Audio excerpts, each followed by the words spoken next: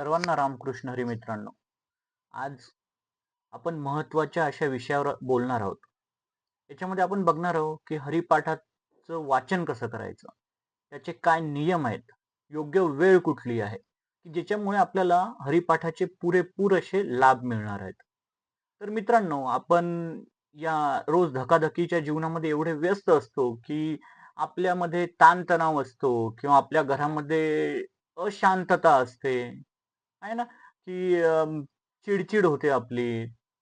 तर आपण हरिपाठ वाचल्यामुळे ना आपल्या घरामध्ये पॉझिटिव्ह असं वातावरण राहणार आहे. आपल्या मनामध्ये शांती निर्माण होणार आहे. आपल्या अंतःकरणात आपण आनंद अनुभवू शकू. हे असे अनेक फायदे आपल्याला हरिपाठापासून होणार आहेत. तर आपण सुरुवात करूया. तर योग्य वेळ कुठली? तर मित्रांनो, हरिपाठ वाचण्यासाठी आपण सहज जनरली आपण काय करतो, की सायंकाळची जी वेळ असतो ती निवडतो. म्हणजे जसं सायंकाळी आपण दिवाबत्ती करतो घरी आल्यानंतर. त्यावेळेस आपण जर हरिपाठ वाचला, तर आपला दिवसभरचा जो ताण असतो किंवा दिवसभरचा जो थकवा असतो, तो आपला निघून जातो.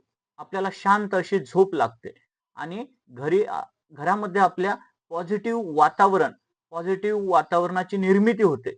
जेणेकरून सर्वजण आनंदी असतात आणि ते व्हायब्रेशन्स आपण फील करू शकतो. तर मित्रांनो, हा हरिपाठ आपण सायंकाळी वाचायचा.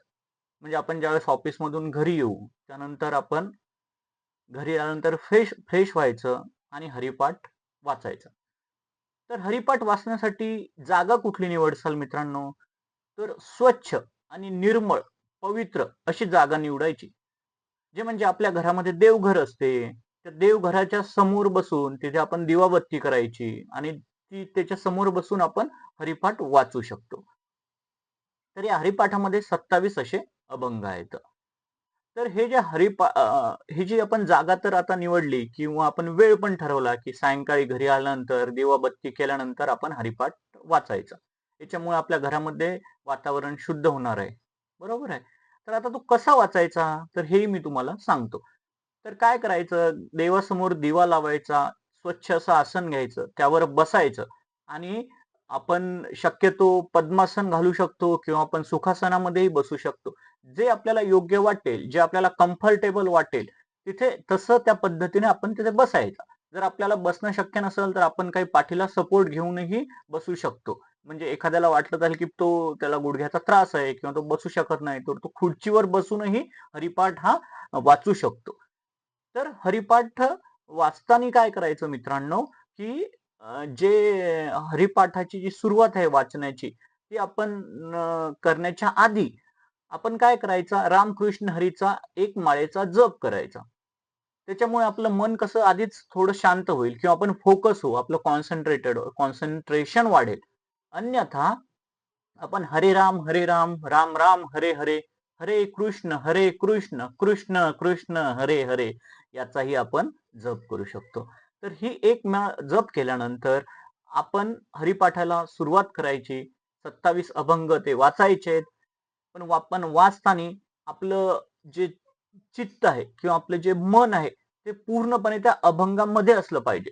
बरं, हे नुसतेच वाचायचे का? तर नाही. हे वाचता वाचता आपण त्याचा अर्थ समजून घेण्याचा प्रयत्न करायचा, की याच्यामध्ये काय आहे किंवा याचा अर्थ काय असेल हे समजून घेण्याचाही आपण प्रयत्न करायचा.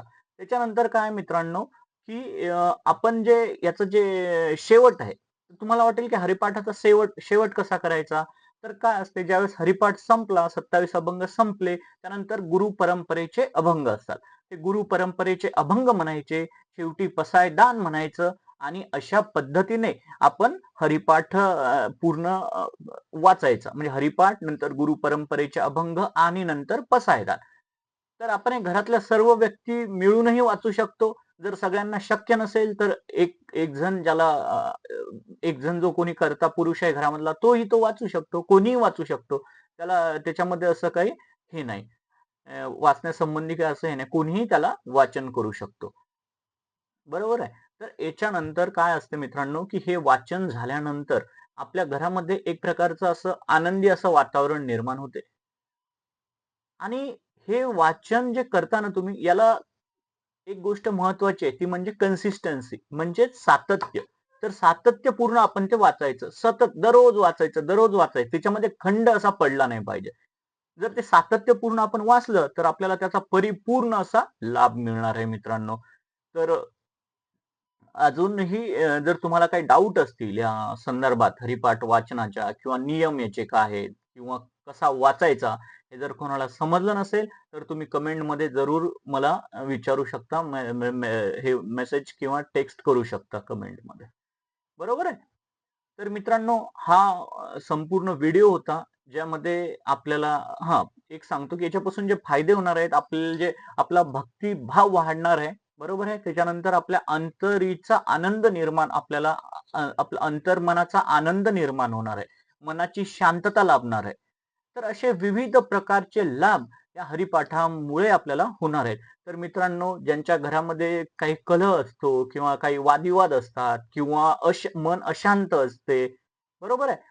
तर अशा लोकांनी तर हा हरिपाठ जरूर आपल्या घरामध्ये म्हटलाच पाहिजे, वाचलाच पाहिजे. ज्याला वाटत असेल, की आपल्या डोक्यामध्ये खूप सारे विचार असतात. आपल्याला ऑफिसमध्ये जे काही मिळायला पाहिजे, जे प्रोग्रेस व्हायला पाहिजे, ती होत नाही. आपण कुठेतरी कमी पडायला लागलो. तर मित्रांनो, आपण नाही कमी पडत आहे, आपली भक्ती ही कमी पडत आहे. तर आपली भक्ती वाढवा मित्रांनो, जेणेकरून आपल्याला सर्व लाभ त्याच्यापासून होणार आहेत. तर मित्रांनो, असेच नवीन-नवीन आध्यात्मिक माहितीसाठी माझं जे चॅनल आहे शरद महाराज इरजकर ते तुम्ही सबस्क्राईब करा.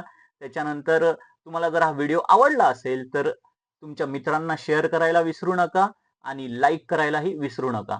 धन्यवाद. रामकृष्ण हरी.